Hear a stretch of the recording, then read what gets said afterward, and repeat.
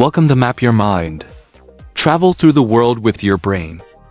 In the heart of southern Africa, where rivers carve ancient paths and granite hills rise like forgotten monuments, lies a land whose silence speaks of empires. A place where stone whispers of kings and the soil remembers glory, loss, and resurrection. This is Zimbabwe. A land as complex as it is beautiful, as wounded as it is wise, as ancient as it is rising. Come with us now through ruins, revolutions, and rebirths. The stone that speaks. Long before the name Zimbabwe echoed on global lips, it stood as a symbol carved from stone. In the southeastern hills, between the Limpopo and Zambezi rivers, rose one of Africa's greatest mysteries, Great Zimbabwe. Built between the 11th and 15th centuries, this vast city of stone walls and towers was the seat of a powerful kingdom. Its walls were stacked without mortar, yet stood strong against time. Its rulers commanded trade routes that stretched to the Swahili coast and beyond, trading gold, ivory, and iron for silks and porcelain from Persia, India, and China.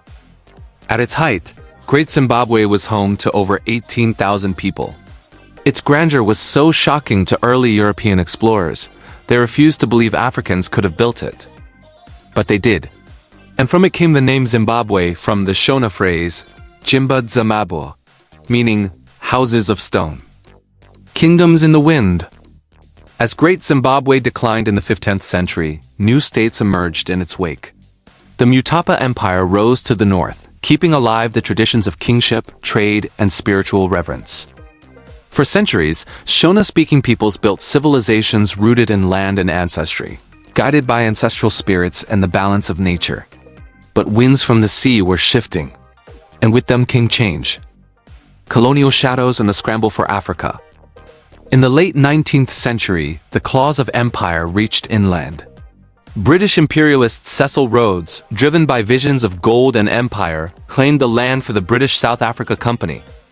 They called it Southern Rhodesia, erasing ancient names with colonial ink.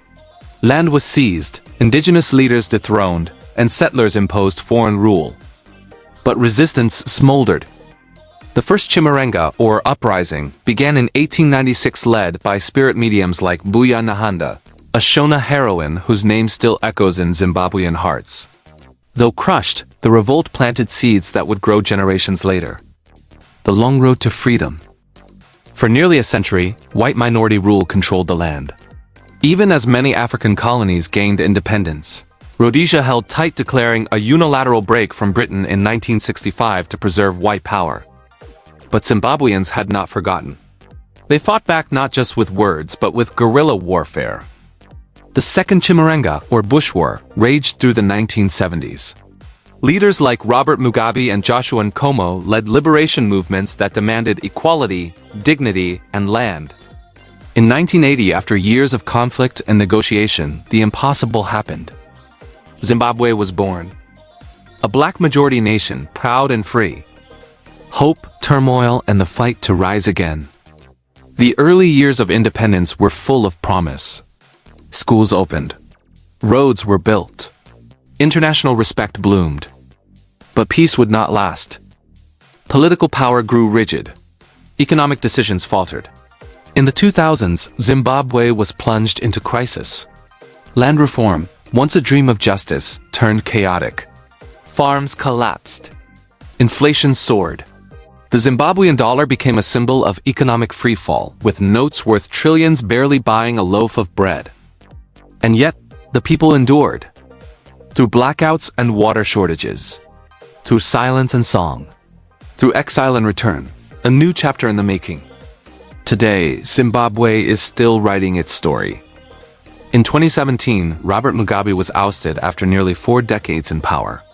A new government stepped in, promising reform, but the path remains steep and tangled. Still, Zimbabwe pulses with life. From Victoria Falls, one of the world's great wonders, where water thunders into the earth like a living drumbeat, to the mbira music that speaks to the soul, echoing the voice of the ancestors, to the fierce pride of a people who have never stopped believing in the power of their land, their spirit, and their stone. Fun fact. Zimbabwe is home to one of the largest man-made reservoirs in the world, Lake Kariba, which is so vast it creates its own weather. And Zimbabwean stone sculptors are internationally acclaimed, continuing the ancient tradition of shaping spirit into form. So the next time you hear the name Zimbabwe, don't think of what's been lost. Think of what still stands. A house of stone. A legacy of warriors. A dream that refuses to crumble. This is Zimbabwe. Still here. Still rising. Still singing. Which part of Zimbabwe's story moved you the most? Let your mind travel farther with Map Your Mind.